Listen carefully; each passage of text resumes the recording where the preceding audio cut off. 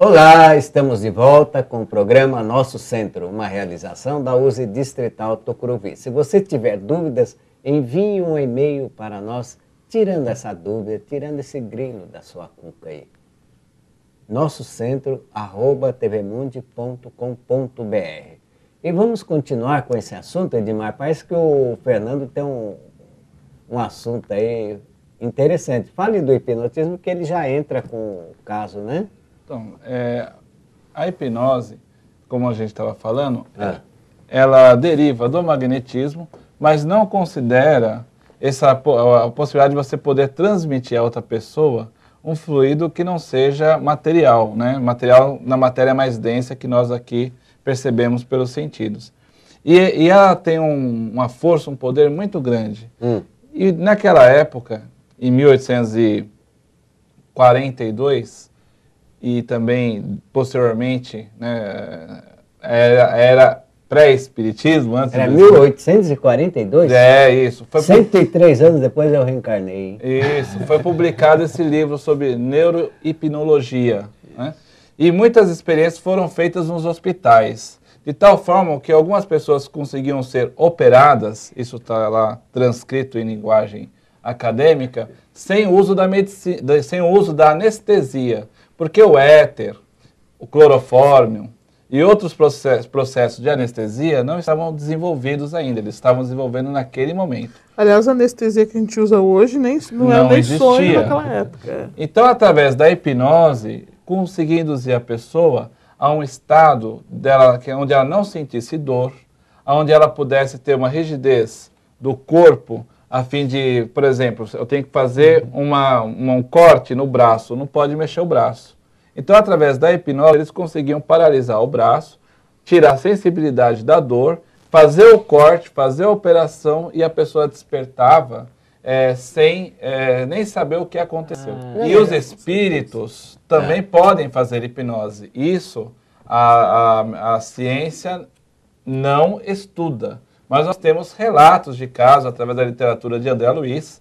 No livro Libertação, ele fala que uma pessoa encarnada estava à mercê de 2 hipnotizadores espirituais desencarnados. Né? E dentro disso tem o caso que o Fernando estava contando aqui para a gente, que talvez seja interessante falar para aquele que está nos ouvindo. Então, esse caso é muito interessante porque às vezes os casais brigam, aquela confusão toda dentro de casa, aquilo tudo, e a pessoa não sabe por quê. Ela fala, mas por que eu estou brigando? Não tem motivo. Mas aí o que acontece? Às vezes os espíritos ditos obsessores, o que faz? Então vou dar um exemplo, por exemplo, um sujeito lá que tem mania de perfeição, marido, tem mania de perfeição, que é a coisa toda, que é enjoamento todo. Então é aquele tipo de sujeito que gosta das coisas nos devidos lugares. Se tirou, ele briga. Igual aquele personagem, seus mínimo detalhe. Entendeu? Então o que acontece? Aí o que acontece? Os obsessores da família dele, que querem a confusão na família, o sujeito está vindo do trabalho. Está lá dentro do automóvel, tudo e tal. E o espírito chega no ouvido dele, que igual está comentando com a Sandra, os espíritos inferiores, eles não têm ética. Então eles interferem no livre-arbítrio da pessoa quando eles podem. Contrário dos espíritos superiores, não interfere no livre-arbítrio. Então o que acontece? Esse espírito chega lá na pessoa, no ouvido dele, no ouvido espiritual dele, e fala assim, ó fulano, seguinte, você lembra aquele objeto que você pôs em determinado lugar? A hora que você chegar lá, esse objeto vai estar fora do lugar, que a sua esposa vai deixar fora do lugar. Aí chegando lá, você dá o grito, e começa aquela confusão toda. Chama a atenção da sua mulher. Fernando, me passou uma ideia aqui na cabeça. Isso é mais ou menos como se nós estamos ouvindo uma música, só que não estamos prestando atenção. Exatamente. E aí começamos a cantarolar aquela música. Isso. E depois que vamos ver que está tocando música. Essa sugestão funciona assim. A pessoa não percebe, mas está plantado o pensamento. E geralmente a pessoa, para a sugestão ficar melhor, a pessoa tem que estar distraída.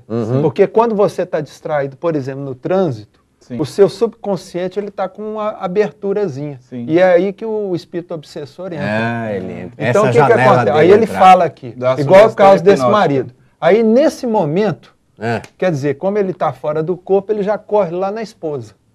Ele corre lá na esposa no ouvido da mulher. Aí a mulher está lá vendo novela, entretida lá assistindo a novela das 6. Também com a atenção dela voltada e distraída. Aí o espírito chega no ouvido dela e fala, ó, comadre, negócio é o seguinte, seu marido está chegando. Você lembra aquele objeto que ele gosta de que fique no lugar certo?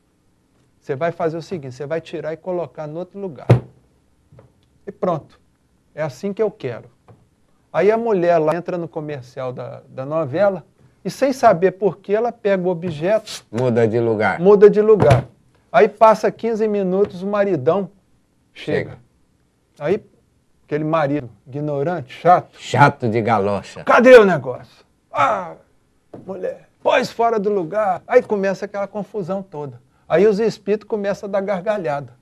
Ah, você tá entendendo? Diverte, eu sei, é por isso que o Chico Xavier sempre recomendava às famílias fazer o culto do evangelho no lar diário, para reforçar o cordão fluídico em volta da casa, para evitar esse tipo de ocorrência, que é comum e acontece demais na vida das pessoas. E resistir aos impulsos inferiores, né? Exato. Se quiser gritar, não grita. Se quiser falar alguma coisa indelicada, agora não fale. Ele podia chegar em casa e falar, oh, meu bem. Orar e vigiar. Exato. Aquela recomendação de Jesus, porque você está...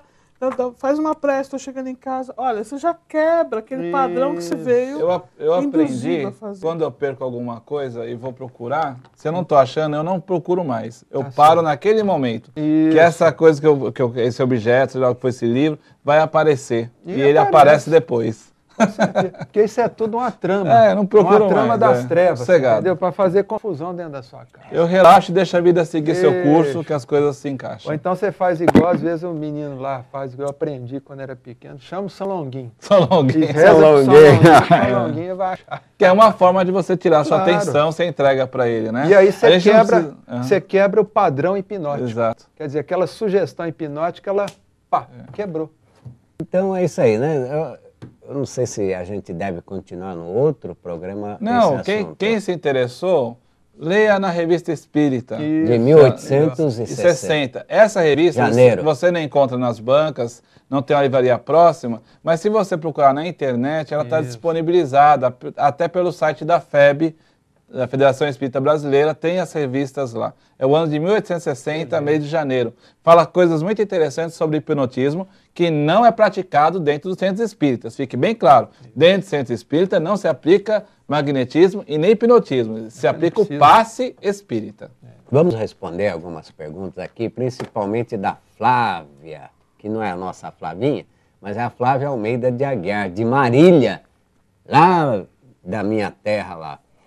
Ela pergunta assim, ouvi falar que a hora do desencarne é sempre a hora prevista, mas e para quem morre durante um assalto, um acidente de automóvel, isso não é uma morte prematura?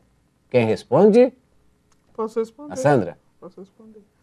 Então, tudo tem uma programação. Muitas vezes até o desencarne por acidente ou desencarne num assalto, também havia uma programação.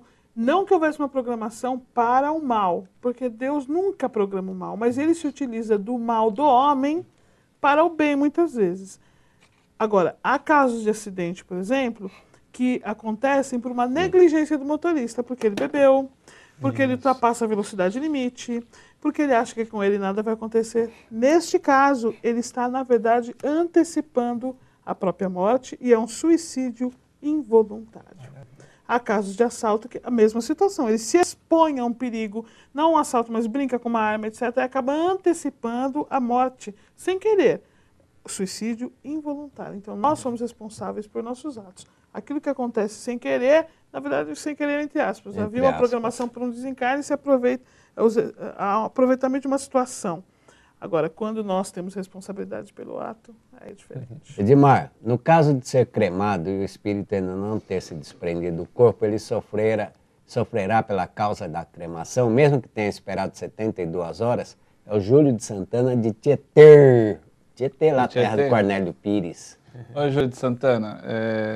Se o espírito ele assiste a decomposição do corpo, por ele ser muito apegado à matéria ou não aceitar a passagem da morte, é possível sim que ele também sinta-se ardendo em chamas numa cremação. Por isso que é uma decisão de fórum íntimo, né? O espiritismo nunca proíbe nada, é uma escolha que cada um deve fazer, mas podemos dizer o seguinte, que a decomposição natural é menos agressiva que a cremação. Nós vamos encerrar o programa e quem quiser já pode fazer o Evangelho do Lar agora, né? Isso. Depende da hora que ele estiver assistindo, mas toda hora é hora de se fazer o Isso Evangelho. aí, uma beleza. Vai forrar o inconsciente da pessoa. É isso aí, Leitura Edmar. do Kardec. Suas despedidas. Não, mais uma vez, obrigado, né, por estar na companhia aqui Eu dos amigos, do convidado Fernando, que já é amigo, pela sua companhia, pela sua audiência. E eu gostaria de pedir para o Fernando que ele deixasse novamente seus endereços, se despedisse, endereços eletrônicos, né?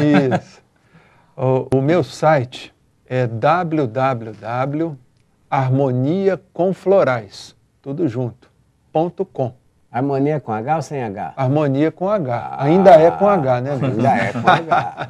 E tem meu telefone também, Pode dar. que é o 11 aqui de São Paulo, né? O DDD 11 9684 0463. Repita. 11 9684 0463. Sou eu que vou atender o telefone. Sandrinha, Foi um prazer estar aqui e até o próximo programa. eu agradeço imensamente a sua presença e continue conosco. Fale conosco, porque nós estaremos sabendo que você está atento junto a nós. Obrigado e até a próxima. Muito bem.